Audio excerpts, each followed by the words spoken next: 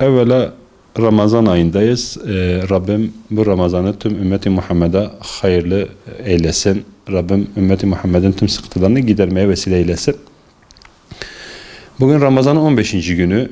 Ramazan Müslümanlar için değerli bir ay. Ve bu değerli ayın en değerli günlerinden bir günü olan 15. günü Müslümanlar Dünya Yetimler Günü olarak kutlamaya başladılar elhamdülillah, çok şükür. Biz de Yetimler Vakfı olarak bugüne karşı duyarsız kalmadık. Evvela bütün yetimlerimizi, çocuklarımızı ziyaret ettik. Onlara bugünün Yetimler Günü olduğunun farkındalığını yarattık. Onlara hediyeler aldık. Onlara bugünleri tanıtmaya çalıştık. Zaten biz yetimleri sadece Ramazan'ın 15'inde değil, elhamdülillah Yetimler Vakfı olarak yılın 365 günü, 24 saati yetimlerle hamhal halindeyiz. Onlarla istişare halindeyiz. Onlara yardım etmeye çalışıyoruz. Çünkü biz şuna iman etmişiz. Yetimler Allahu Teala'nın bize bir emanetidir. Allahu Teala yetimleri sevdiği için çok sevdiği peygamberi de yetim olarak dünyaya getirmiş.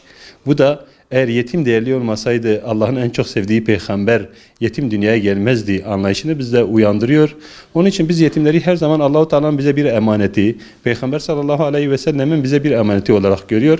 O anlamda yetimlere sahip çıkmaya çalışıyoruz ki aslında yetimlere sahip çıkmakla kendimize de sahip çıkıyoruz. Biz yetimlere yardım edince biz biliyoruz ki Allahu Teala yetimlere yardım edildiğini gördüğünde kendi meleklerinin sevindiğini bize defalarca kutsi hadislerde belirtmiştir.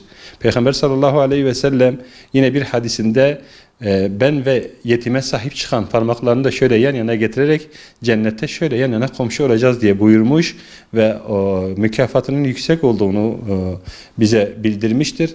Biz de bundan dolayı yetimlere sahip çıkılması gerektiğinin İslam'ın bir şiarı olduğunu, yetimlere sahip çıkmanın aslında bizim ahiret kurtuluşumuzun bir vesilesi olduğunu şuurunda olarak inşallah Teala yetimlere sahip çıkacağız. Bu Yetimler Günü vesilesiyle dünyadaki tüm yetimlerin Yetimler Günü mübarek olsun. Rabbim bizi yetimlere sahip çıkan kullarından eylesin. Rabbim yetimlerin hesabını diğer dünyada bizden sormasın. Bizi yetime sahip çıkanlarla birlikte eyleyip Peygamber sallallahu aleyhi ve selleme komşu eylesin inşallah Teala.